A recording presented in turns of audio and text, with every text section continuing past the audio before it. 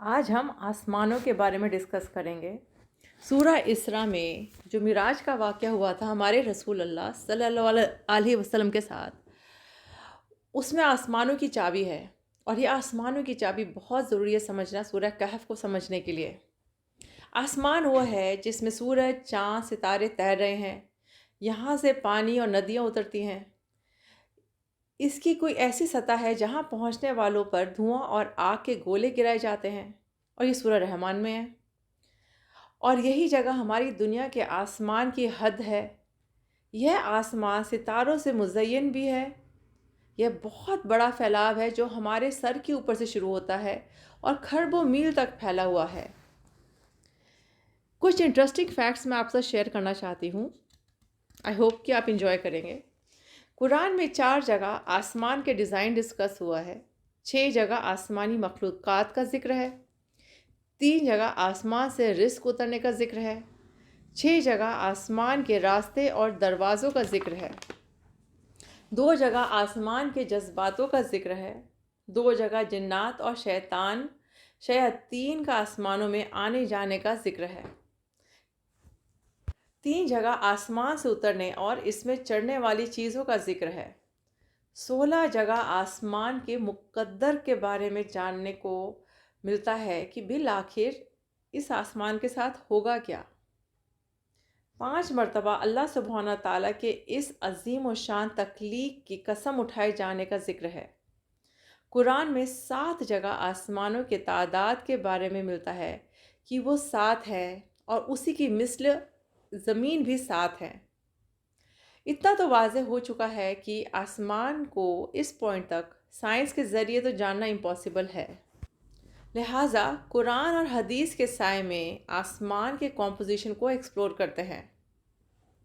پہلا آسمان کو آسمان دنیا کہا ہے اللہ نے سورہ ملک میں، جو پانی کا بنا ہوا ہے، اور اس کا نام رقیہ ہے، اور یہ سورہ رحمان میں جو اس تک پہنچتا ہے اس پر دھواں اور شعلے برسائے جاتے ہیں، اس کا ذکر ہے۔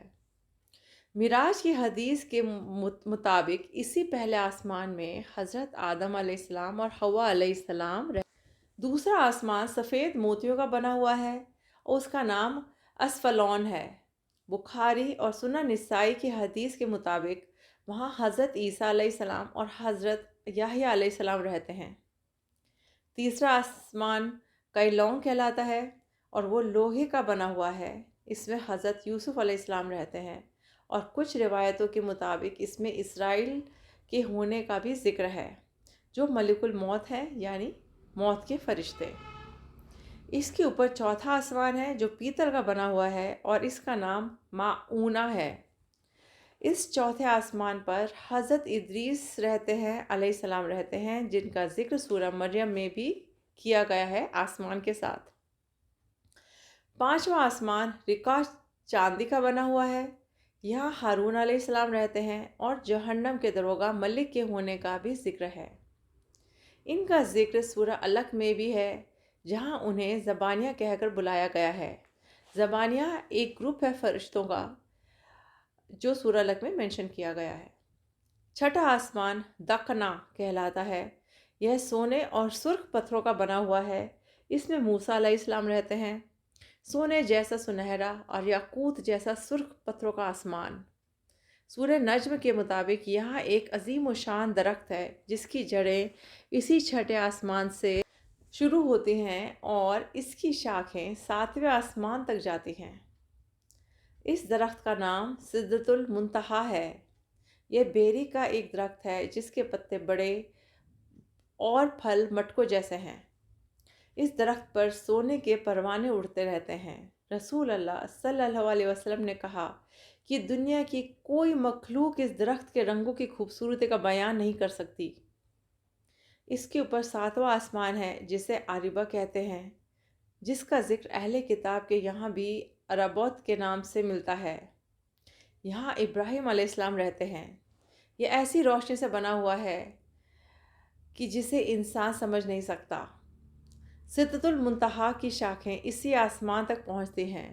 یہ ایک اسٹیشن ہے جہاں پہ نیچے سے آیا ہوا رزق اور اوپر سے آنے والا رزق روک لیا جاتا ہے اور بعد میں تقسیم کیا جاتا ہے۔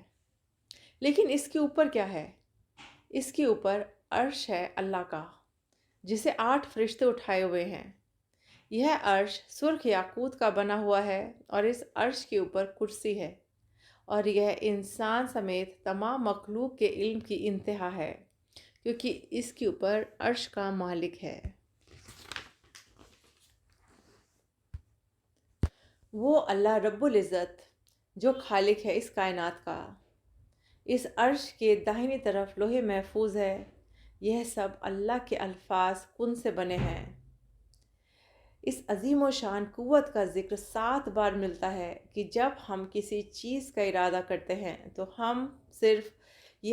ہمارے لیے صرف یہ کہہ دینا کافی ہوتا ہے کہ ہو جا، بس، اور وہ ہو جاتی ہے۔ کن فیکون۔ یہ آسمان ہی سورہ کہف کا سب سے مسٹیریس تالا ہے، جسے ہم اس سورہ کے علم سے کھولنے کی کوشش کریں گے۔ غور طلب ہے اس کے دروازے اور راستے اور اس کے مخلوق۔ السلام علیکم ورحمۃ اللہ وبرکاتہ۔